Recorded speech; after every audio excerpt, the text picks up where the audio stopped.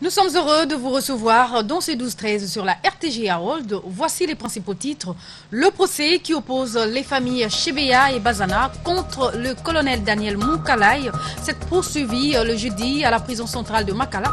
Le collectif des avocats de la défense a démontré que Floribert Chebeya n'était pas assassiné. Des précisions tout à l'heure.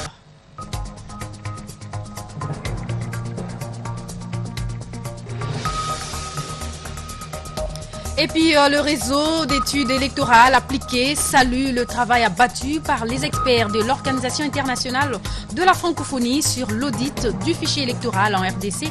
Il a fait savoir le jeudi au cours d'une séance des restitutions tenue à l'université de Kinshasa.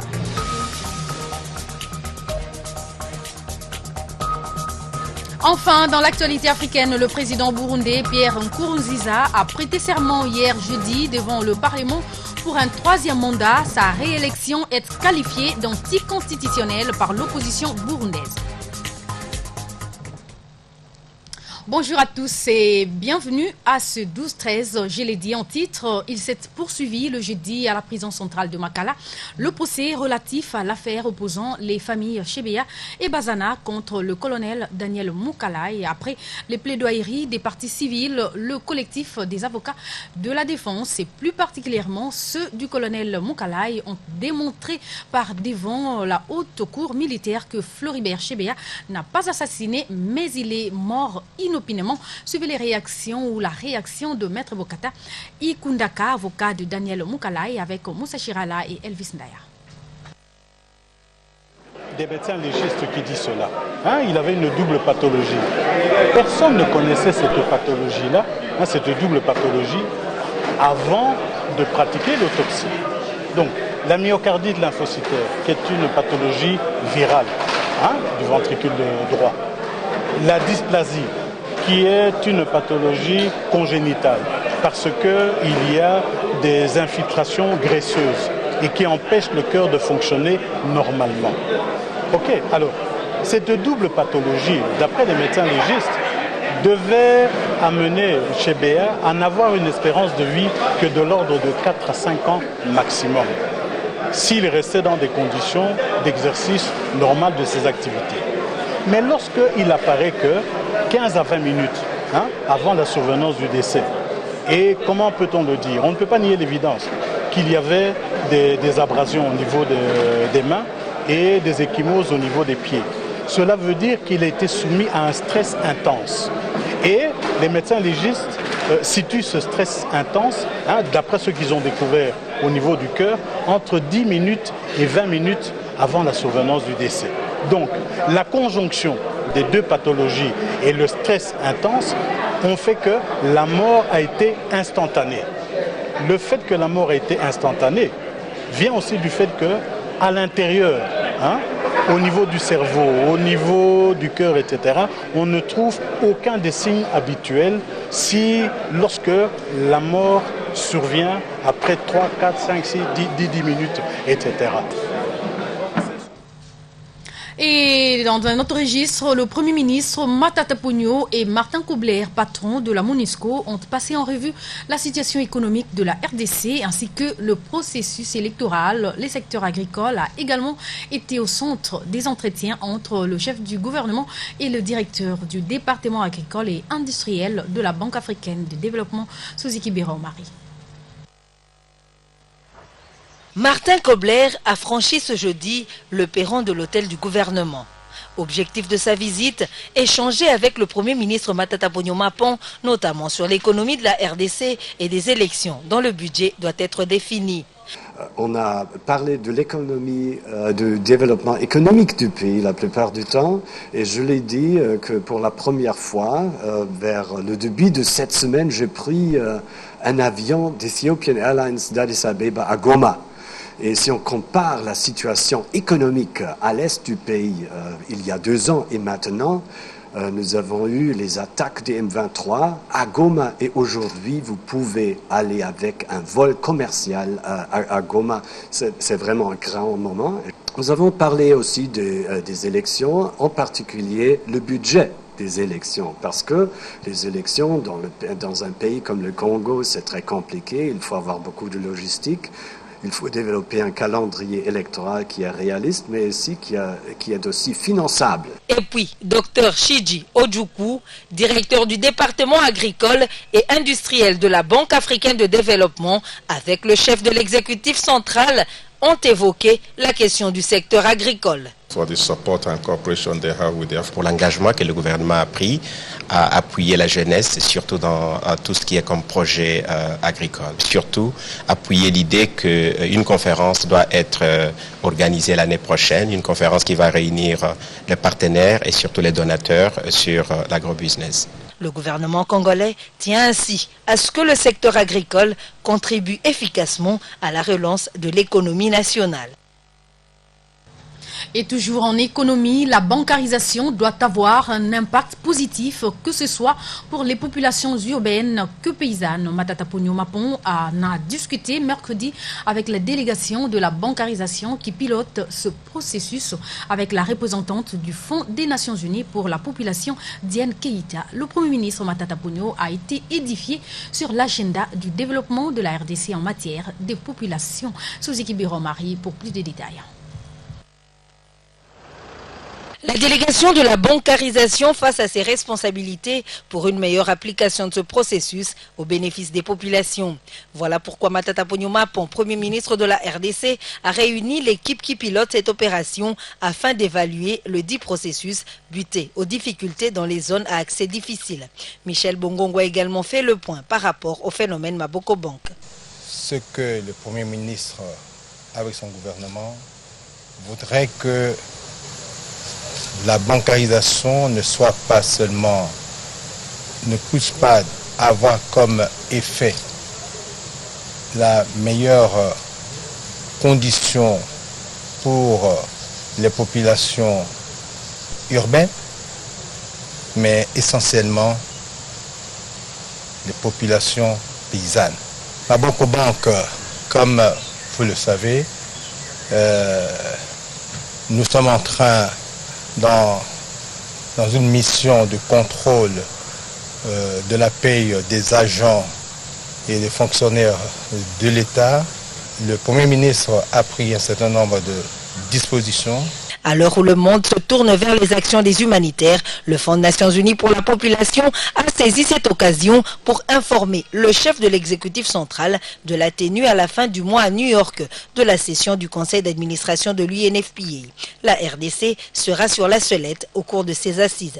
Au cours de quel conseil d'administration, il y aura une session spéciale sur la RDC, sur les succès et les acquis du développement de la RDC et également les défis qu'il lui reste à affronter afin réellement de parvenir au développement humain durable.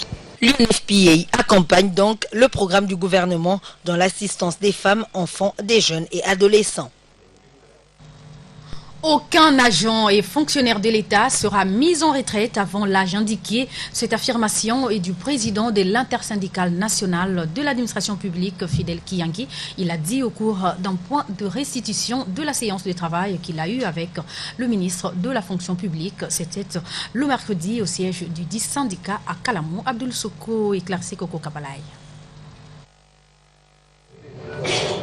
C'est un ouf de soulagement pour l'intersyndicale nationale de l'administration publique. Ce dernier vient de trouver un terrain d'entente avec le ministre de la fonction publique en ce qui concerne la note circulaire portant vulgarisation et mise en œuvre du cadre organique des structures standards à compétences horizontales communes à toutes les administrations publiques. Au cours de ce point de presse, le président de l'INAP, Fidel Kiyangi, a indiqué que le ministre de la fonction publique a finalement accepté de revoir son arrêté. Seule la nouvelle circulaire attendue qui sera d'application. Nous attendons donc une nouvelle note circulaire qui tiendra compte de tous les aménagements que nous avons eu à discuter avec lui, à échanger, et tout ce qu'il a dit. Et nous demandons aux différents secrétaires généraux d'inviter leurs intersyndicales et les délégués syndicaux pour discuter et établir des listes des gens qui aimeraient postuler dans tel ou tel autre poste. Les critères âge ne sera plus de mise. Ceci étant, nous pensons que nous venons là de répondre à la préoccupation que les agents et fonctionnaires avaient présentée, qui consistait à dire on va mettre les agents à la retraite, on ne va pas prendre en compte les directeurs, les directions existantes vont disparaître. Il n'en est pas question au stade actuel. Donc, le ministre de la fonction publique va prendre une nouvelle note circulaire dans laquelle il va intégrer les amendements que nous venons d'introduire. Fidel Kiangui a aussi appelé les agents et fonctionnaires de l'État au calme et à la vigilance.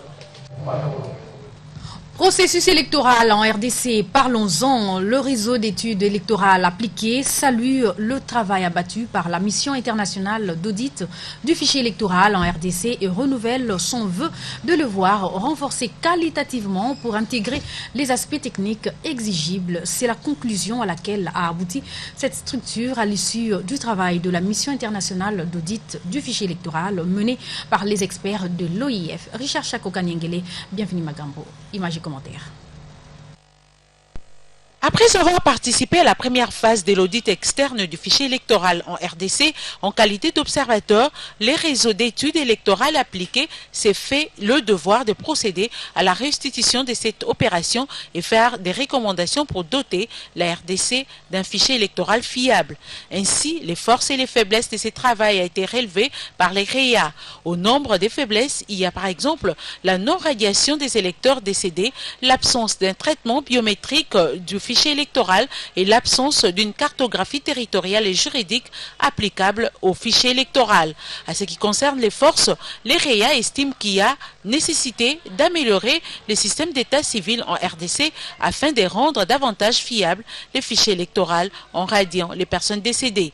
Le fichier électoral fiabilisé avec les électeurs relocalisés, maîtrisés et pouvant exercer réellement leur droit de vote. Les leçons ont été tirées après analyse du travail de l'audit externe du fichier électoral. Son souci de voir cet audit être renforcé qualitativement à l'avenir pour intégrer tous les aspects techniques exigibles, notamment les recours aux tests biométriques pour matcher, évaluer, examiner en profondeur le fichier électoral, laquelle technique permettra effectivement de dénicher de manière approfondie les doublons dans le fichier électoral congolais. Les REA encouragent la population congolaise à soutenir le processus d'audit du fichier électoral, et c'est avant comme après l'enrôlement de nouveaux majeurs, aux fins de baliser la voie à des élections réellement libres, crédibles, transparentes, professionnelles et apaisées. Rappelons que le réseau d'études électorales appliquées est une plateforme des cellules d'études électorales organisées dans les différentes institutions universitaires de la RDC. On va se rendre en province pour parler d'un kit complet de maternité et des produits pharmaceutiques, dont du chef de l'État remis au centre de santé de Madimba du Congo central par les sénateurs Abdoulaye Ndombassi. Ce geste entre dans le cadre de ce que tous les sénateurs doivent faire pour leur circonscription électorale respective. C'est un reportage de Gladys Banaga.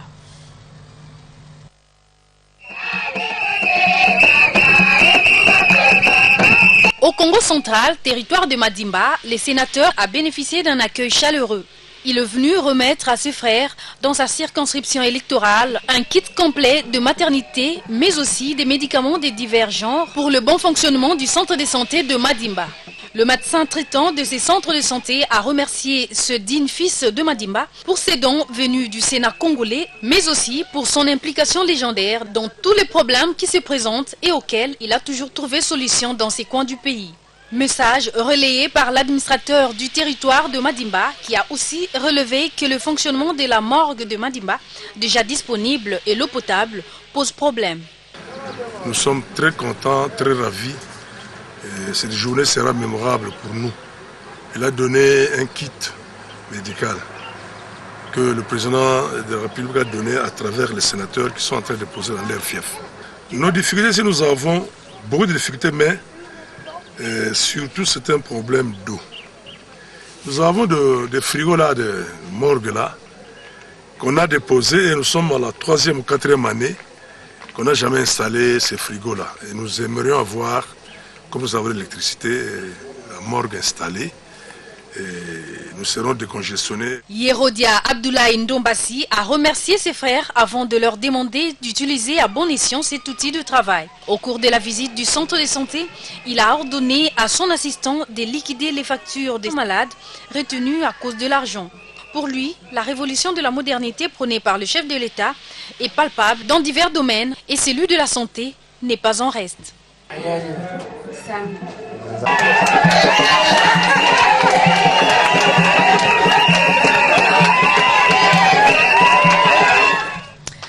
Voilà, l'heure est au bilan à présent. Après 8 ans passés à la tête de la province du Kasaï oriental, le gouverneur Alphonse Ngoï Kassanji a fait le bilan de ses actions. C'était devant les Kasaïens vivant à Kinshasa. Les propos ont été recueillis par Patrick Mpezozaniti et Sylvain Bété. Suivez.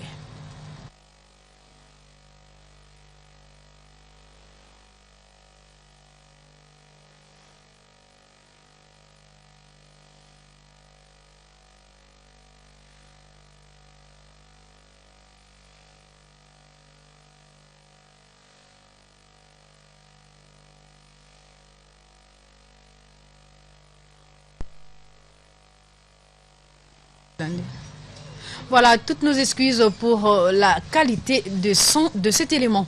Le journal Mpifo vient d'être écopé d'une suspension de 30 jours. Ainsi en a décidé les membres de l'Assemblée plénière du Conseil supérieur de l'audiovisuel et de la communication. C'est ça qu'en sigle. Au cours de la 41e session ordinaire, plusieurs autres points ont été aussi examinés. Suivez les rapporteurs du CESAC, Chantal Kanimbo, au micro de Vicky Mokeba et Bodemata.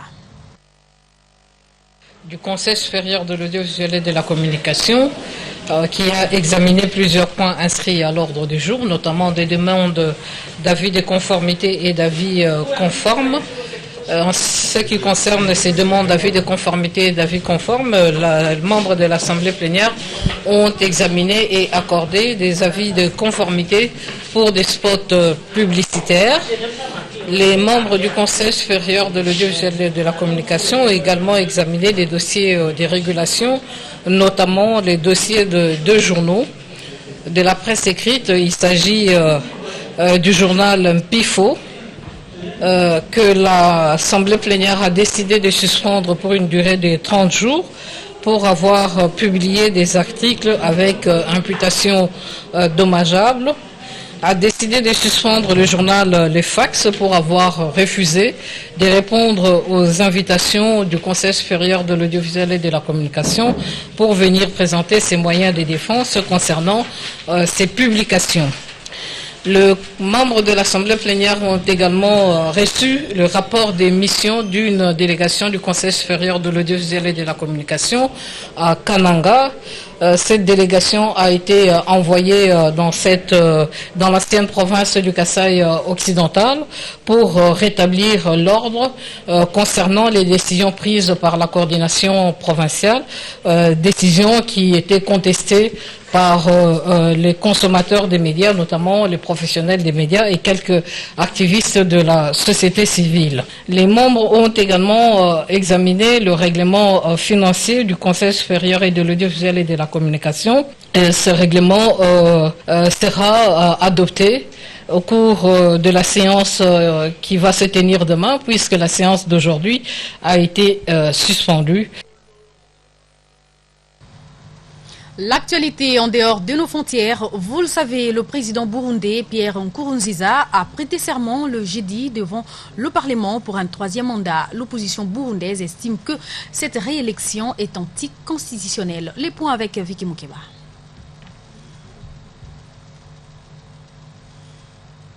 Voilà, on va passer au sport. Dans le cadre des journées olympiques lancées par le comité olympique congolais pour préparer le 11e jeu africain, les léopards judo de la RDC affûtent leurs armes pour faire belle figure à cette compétition internationale. À cette occasion, ils se sont entraînés le jeudi matin dans la salle de l'ex-permanence de l'ASV Club dans la commune de Limité. Suivez ce reportage de Jean-Jacques Kalonji, Jado Mwanda et Yannick Bilamo. En prévision des 11e Jeux africains 2015 qui auront lieu au Congo-Brazzaville, l'équipe nationale de judo de la RDC ne croise pas les bras. Elle affûte déjà ses armes en vue de faire bonne performance lors de cette compétition. Grâce aux efforts du gouvernement de la RDC et du comité olympique, la préparation se déroule dans de très bonnes conditions. Concernant l'état de santé de l'équipe, tout a été détaillé par le coach de Léopard Judo de la RDC. Nous sommes en train de préparer les Jeux sur le tournoi Kata et le travail au sol. Ce sont les deux principes qui faisaient mal aux judokas congolais. Maintenant, ça commence maintenant à marcher. Jusque-là, nous sommes déjà prêts pour affronter les Jeux africains. Donc, il y aura seulement les moyens qu'on a demandé à l'État. Mais nous sommes déjà internés aux frais propres de la Fédération congolaise de judo. Il s'y est de noter que les deux équipes nationales de judo version masculine et féminine se sont entraînées ce jeudi 20 août à l'ancienne permanence de l'ASV Club située à Kingabwa dans la commune de Limete. Et sachez qu'un nouvel institut de beauté a vu le jour hier jeudi dans la soirée. Il s'agit de Josepha Cosmétiques, ce salon de beauté déterminé à faire voyager ses clients dans l'univers de la beauté grâce à une diversité des services offerts. Cette cérémonie inaugurale qui a été marquée par la coupure du ruban symbolique a eu lieu à l'adresse de ce salon de beauté situé sur l'avenue Colonel Mondjiba à Gombe. Nous y reviendrons. Une page rose dans ce journal, Alain Nzuiki Bobita, responsable adjoint du service internet de la RTG World, et désormais Madame Nadine Mputu Bobita, infirmière au centre médical de Kinshasa, se sont unis dans l'amour pour le meilleur et pour les pires. C'était au cours d'une célébration devant l'officier de l'état civil à la maison communale de Kassavobo. La soirée dansante a eu lieu dans la salle de fête La Louange à Lemba. Moussa Chirala et Clarisse Koko Kapala nous replonge dans cette joie. Ils sont désormais ensemble et pour toujours. Alain Nzuiki Bobita et Nadine Poutou se sont unis pour les meilleurs et pour les pires. Après toutes les exigences de la coutume, à savoir la dot et ses constituants, le nouveau couple s'est présenté devant l'officier de l'état civil pour légaliser son union et s'est conformé ainsi aux lois du pays. Bien demoiselle, aujourd'hui d'une dame, c'est une promesse que tu as faite. Et c'est une grâce que tu as trouvée aux yeux de l'Éternel. N'oublie jamais Dieu dans ta vie. Que Dieu soit au centre de ce couple. Que ce soit les circonstances. Que Dieu soit tourné, car il y a un maître des temps et des circonstances qui s'appellent.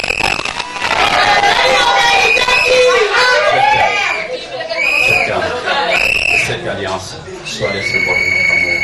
Je t'aime pour ton ami.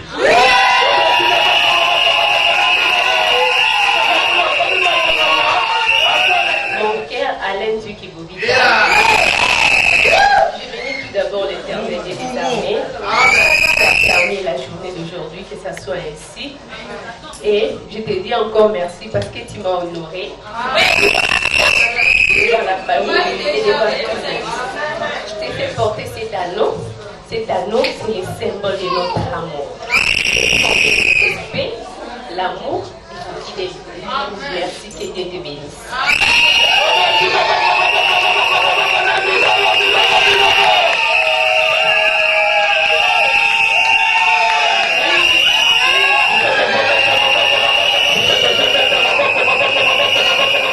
Mariage dit fête et réjouissance. Alain Bobita, responsable adjoint du service informatique de la RTGA, et Nadine Poutou, infirmière au SEMK, sous les parrainages du pasteur Germain Moudimbi, ont associé à leur bonheur les amis, frères, parents et connaissances pour partager ces moments inoubliables. Cadre choisi, la salle des fêtes, La Louange à Lemba Super.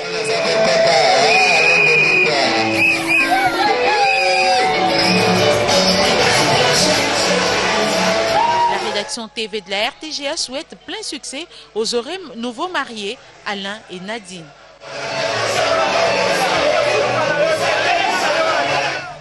Voilà, il ne nous reste plus qu'à souhaiter un heureux mariage au couple Alain Bobita. Et voilà qui met fin à cette première partie du 12-13, le rappel des titres, mesdames, messieurs.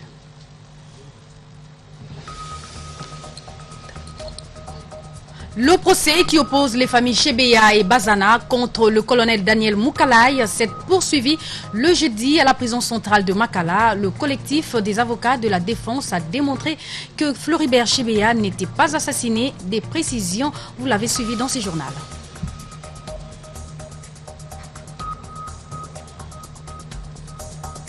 Et puis le réseau d'études électorales appliquées salue le travail abattu par les experts de l'Organisation internationale de la francophonie sur l'audit du fichier électoral en RDC. Il l'a fait savoir le jeudi au cours d'une séance de restitution tenue à l'université de Kinshasa.